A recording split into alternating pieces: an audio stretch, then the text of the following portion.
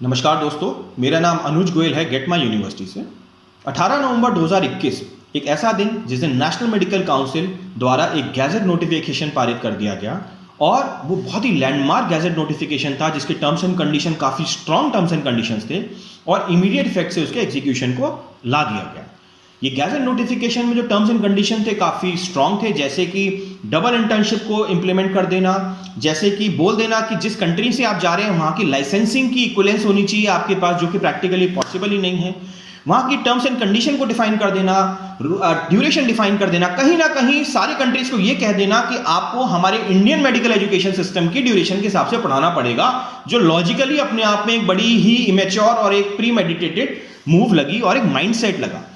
ये जो gadget notification आपने बनाया, इसके बाद इतना कंफ्यूजन हुआ, इतना ज़्यादा बच्चों में भय का माहौल हुआ, उसमें उन्होंने एनएमसी को अप्रोच करने की कोशिश की, उनसे पूछा कि ये आपने बहुत छोटा सा क्लैरिफिकेशन दिया है, नोटिफिकेशन दिया है, इस पर प्लीज़ क्लियर करिए और बताइए कि इस पर हम पे क्या इम्पैक्ट है। लेकिन कोई भी रिटर्न में उनको कोई क्लैरिफिकेशन नहीं दिया गया। नेशनल मेडिकल काउंसिल का गठन किया गया था स्टूडेंट्स की एजुकेशन को, मेडिकल एजुकेशन को डिफाइन करने के लिए, सिंप्लीफाई करने के लिए, इलेबोरेट करने के लिए, एजुकेशन को मासेस तक पहुंचाने के लिए, फीस को रेगुलेट करने के लिए। आज फीसेस नहीं है इंडियन मेडिकल एजुकेशन में, तब बच्चा बाहर की तरफ रुख करता है। इंडियन मेडिकल एजुकेशन में काफ़ी ऐसे कॉलेजेस हैं जहाँ क्वालिटी एजुकेशन नहीं है, तब बच्चा बाहर की तरफ रुख करता है। इन सारी प्रॉब्लम्स में जब से एनएमसी ने कदम रखा, कहीं ना कहीं कंफ्यूजन ही कंफ्यूजन पैदा हुई है।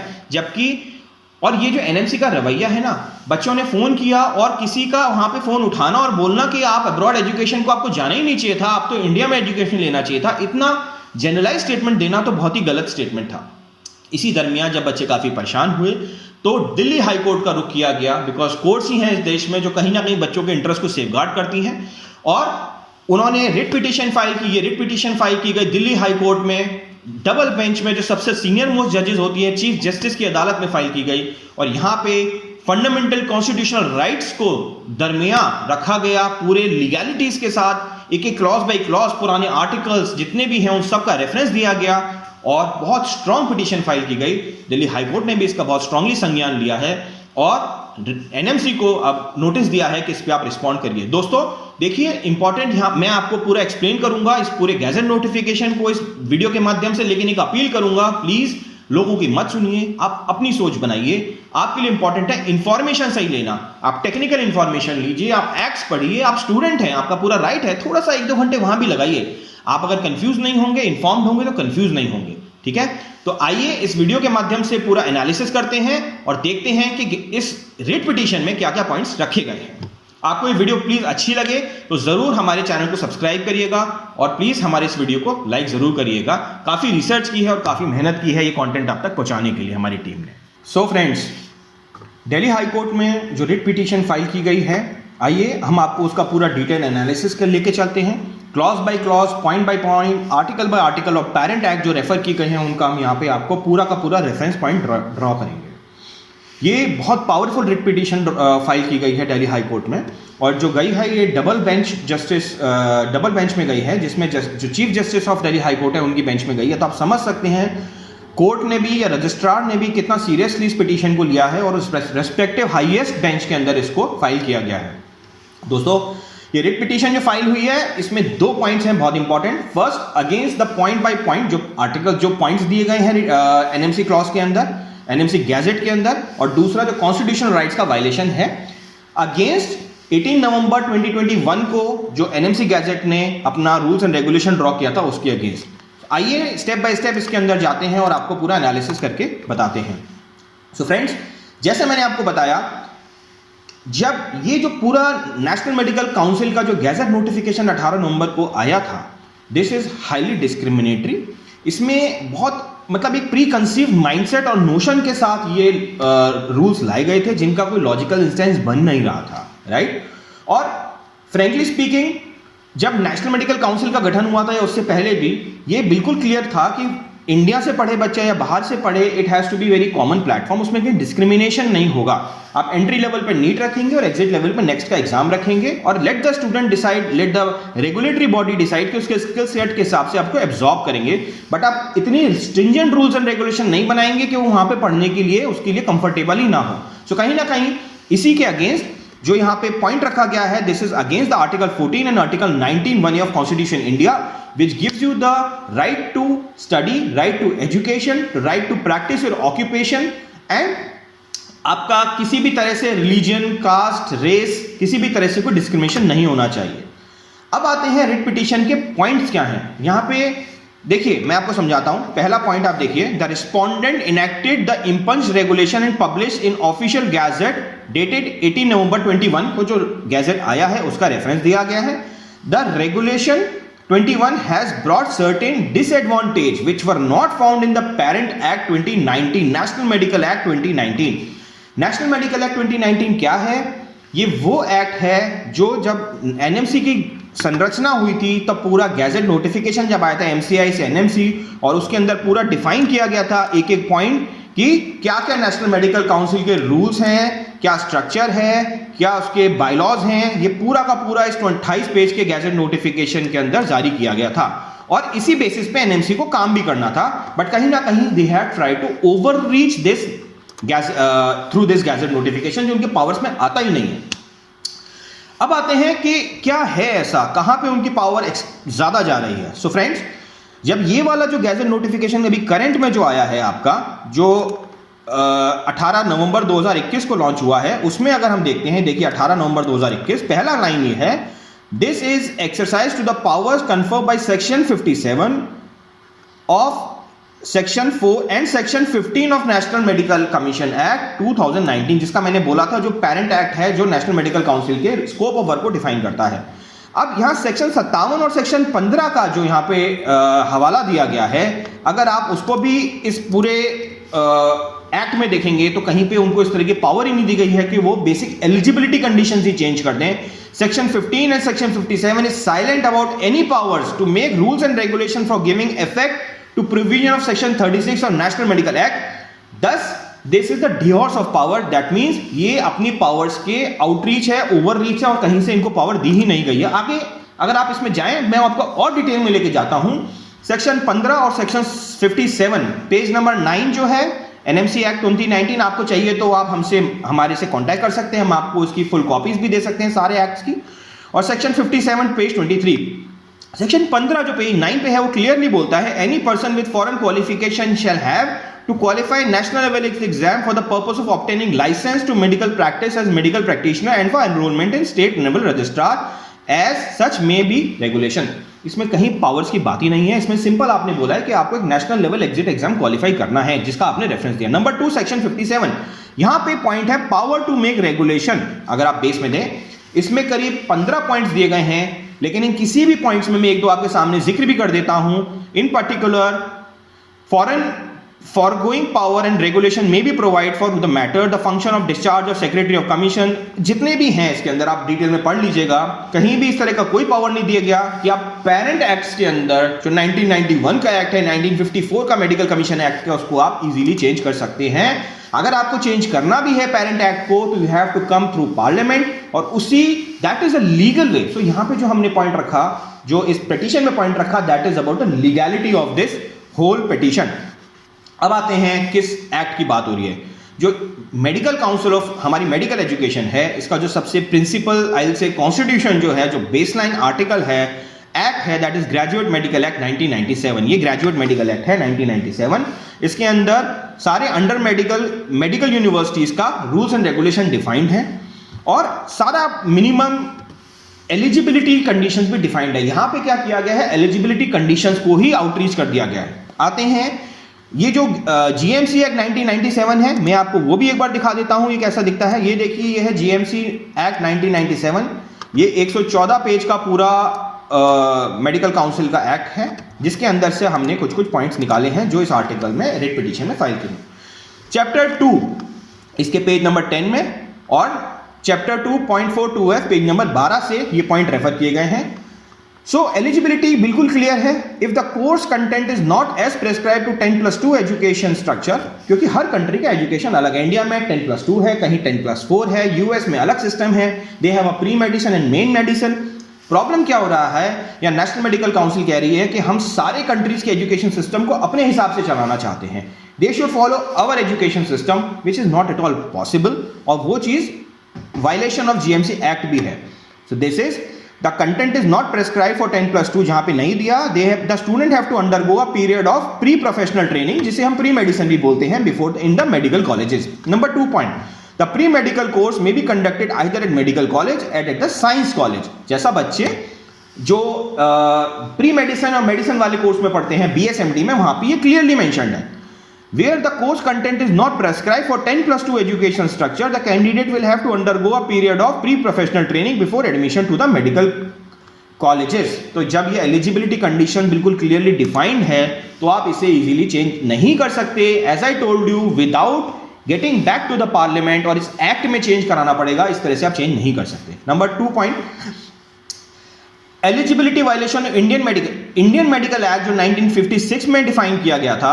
The medical council of India via section 12 and 13 have recognised the medical education given to the foreign medical universities. 1956 में फॉरेन मेडिकल यूनिवर्सिटीज के लिए रूल्स एंड रेगुलेशन डिफाइन किए गए थे। ये नेशनल मेडिकल एक्ट 1956 है, इसको भी मैं आपको एक बार दिखा देता हूं फॉर योर कंसिडरेशन। ये जो 1956 का जो एक्ट है, ये है आपका, ये रहा देखिए, ये है टोटल 19 पेजर डॉक्यूमेंट, और इस पेजर डॉक्यूमेंट के अंदर पेज 8 और 9 पे जो कंडीशंस रेफर की गई हैं वो फॉरेन मेडिकल एजुकेशन की एलिजिबिलिटी क्राइटेरिया डिफाइन करती है, उसको भी फुलफिल नहीं किया गया। सबसे इंटरेस्टिंग पॉइंट देखिए, 2002 के बाद से एक सिस्टम चला था एलिजिबिलिटी सर्टिफिकेट। दैट मीन्स एक स्टूडेंट जो फॉरेन में जाना चाहता है उसे एलिजिबिलिटी सर्टिफिकेट इशू कराना होता है। That means he is eligible to study abroad. जब हम एलिजिबिलिटी सर्टिफिकेट जो नेशनल मेडिकल काउंसिल से पहले MCI खुद इशू कर रही थी, वहां पे बिल्कुल क्लियरली मेंशन था, मैं आपको एलिजिबिलिटी कंडीशंस की दिखा देता हूं। ये एलिजिबिलिटी सर्टिफिकेट है जो इस तरह का बच्चे को दिया जाता था, एलिजिबिलिटी सर्टिफिकेट रेगुलेशन 2002, और इसमें chapter 2 admission to medical colleges, यहां पे देखिए सारे वही रूल्स एंड रेगुलेशन डिफाइन किए गए हैं। Eligibility about the age, about the 10+2 criteria, where the course content is not as per 10+2, they have to undergo a pre-professional training, जैसा मैंने GMC एक्ट आपको अभी दिखाया था 2019 के अंदर, राइट।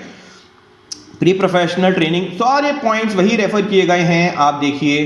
तो जब आप एलिजिबिलिटी सर्टिफिकेट खुद इशू कर रहे हैं, मेडिकल काउंसिल इतने सालों से इशू कर रहा है, दैट मीन्स व्हाट, आप खुद उस चीज को एक्सेप्ट कर रखे हैं और आप फॉलो कर रहे हैं। तो आप एक साथ आउटराइट आके, आउट ऑफ द ब्लू आके एक दिन उठ के नहीं कह सकते कि कल से ऐसा नहीं होगा।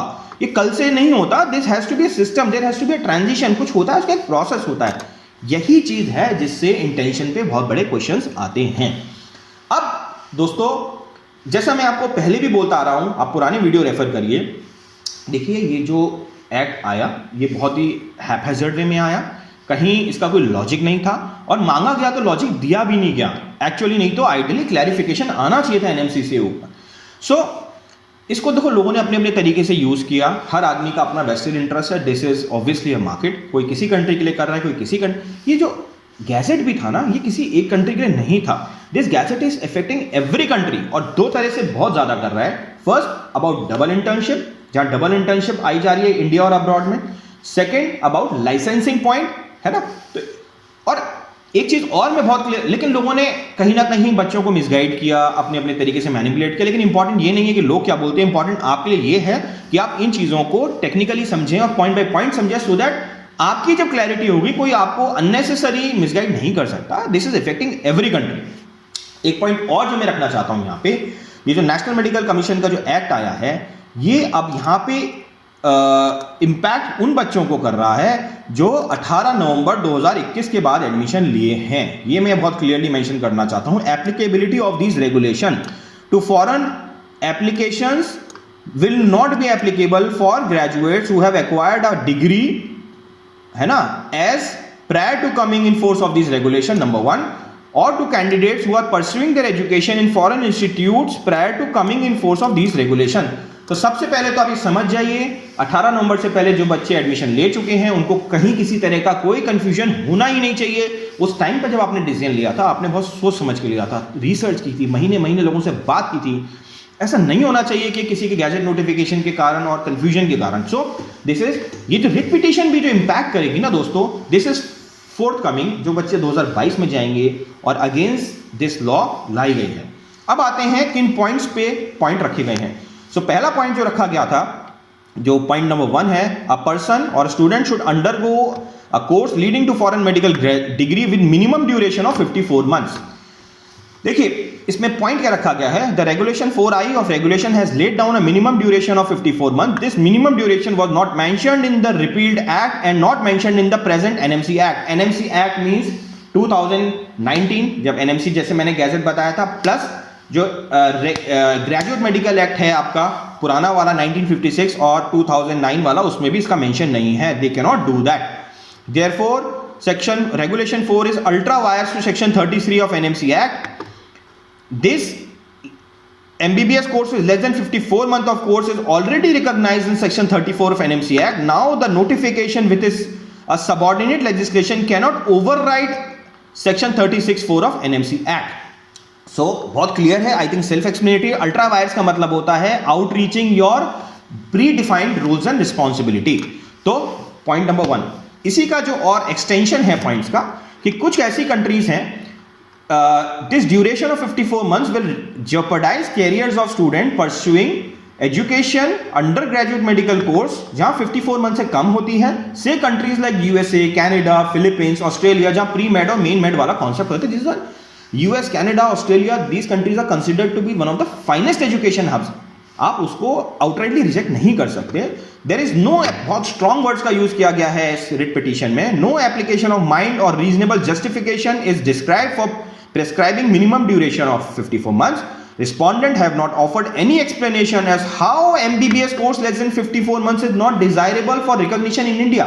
बहुत छोटा सा पॉइंट है. मैं आपसे एक पूछना चाहता हूँ, यहाँ पे मैटर ये नहीं करता कि ड्यूरेशन क्या है, यहाँ मैटर करता है ये क्रेडिट्स क्या हैं, एकेडमिक रिगर क्या है, बच्चा कैसा पढ़ रहा है. राइट, आप 7 साल पढ़ा रहे हैं लेकिन एक बहुत स्नेल पेस पे पढ़ा रहे हैं, ना क्लिनिकल है, ना प्रैक्टिस है, ना हॉस्पिटल्स है, ना पेशेंट फ्लो है. How does it help a student?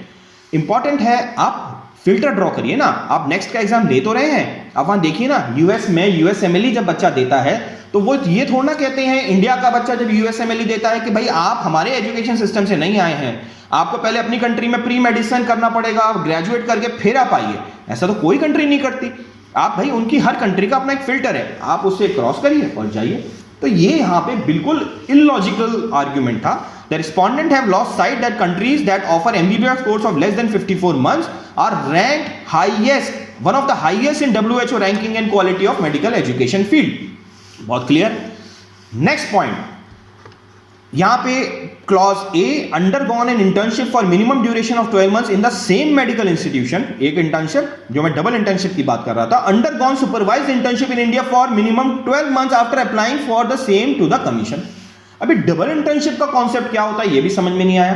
India वाला बच्चा सिंगल इंटर्नशिप करेगा, फिर अगेन यही डिस्क्रिमिनेशन है जिसको यहां पे रेफर किया जा रहा है. It is highly discriminatory against right to equal education. The internship is unjustified and this will put additional financial burden on foreign medical graduates and this will cause delay in the foreign medical students to start their medical profession in India. And again जैसा मैंने बोला, दिस इज benefiting Indian medical students compared to foreign medical students जिनको साल 2 साल again double internship में waste करना पड़ेगा. At present India has recognised internship some countries की, नेपाल है, बांग्लादेश है, चाइना है, और भी कंट्रीज हैं. तो जब वो ऑलरेडी रिकॉग्नाइज है दैट मीन्स वो उन कंट्रीज में भी रिकॉग्नाइज है. दैट मीन्स वहां बच्चा बहुत एकेडमिकली 1 साल की पूरी हॉस्पिटल में ट्रेनिंग कर चुका है जो यहाँ इंडिया में कर रहा है. Right, so there is no point. वही लकीर के फकीर वाली बात है, लेकिन logically there is no argument. This is just to discredit a student और डिस्करेज अ स्टूडेंट के हम बाहर पढ़ने भेजेंगे ही नहीं. राइट, आप हमारा पुराना वीडियो देखिएगा, यहाँ पे हमने बताया था कि एनएमसी अगर जेन्युइनली काम करती तो किस तरीके से बेटर कर सकती थी. Right, so they are inconsistent with earlier communication and arbitrary and unreasonable. Next point, double internship को लेकर ही the regulations have recommended 2 internship. One they graduate, ये मैं बता ही चुका हूँ. This is putting additional hardship which is not in the repeated act. There is no foundation. Second point, third point in fact जो सबसे ज्यादा impact कर रहा है यहाँ पे, और ये हर कंट्री को बहुत बुरी तरह से इम्पैक्ट कर रहा है. प्लीज आप समझिए, आप जिस भी कंट्री में जाने वाले हैं कोई कंफ्यूजन लेने की जरूरत नहीं है. लोग आपको बोलेंगे कि भाई हम एक्सेप्ट कर रहे हैं किसी भी कंट्री में, इसको आप समझिए. A student has to register with the respective professional regulatory body और otherwise competent to grant license to practice medicine in the respective jurisdiction of the country in which medical degree is awarded at par to the license given to the citizen of India. That means आपको उस level की qualification achieve करनी पड़ेगी कि आप उस country में licensing ले सकें at par with local citizen. So से let's say you are going to country like Ukraine, आपको क्रॉक 1 क्रॉक 2 आप देंगे, उसके बाद फिर इंटर्नशिप करके फिर आपको क्रॉक 3 देके फिर आपको आना पड़ेगा। Say you are going for Philippines, आपको आफ्टर योर क्लर्कशिप आपको पीएलई का एग्जाम क्लियर करना पड़ेगा। देखिए पॉइंट क्या है, हर कंट्री का अपना लाइसेंसिंग का सिस्टम अलग होता है, राइट। और जब आप वहां जा रहे हैं ना, तो आप ये नहीं कह रहे कि मैं आपके लाइसेंस लेने आ रहा हूं, मैं आपके डॉक्टर बनने आ रहा हूं, आप कहते हैं मैं आपके पढ़ने आ रहा हूं, right. The respondent have ventured into immigration policy, जो मैं आपको बोल रहा था स्कोप ऑफ वर्क के आउटरीच जाके काम करना, applying for license to practice, applying for, तो this is the immigration kind of a system. ये तो वीजा ही नहीं मिलेगा किसी बच्चे को अगर वो बोलता है कि जी मैं आपके, अरे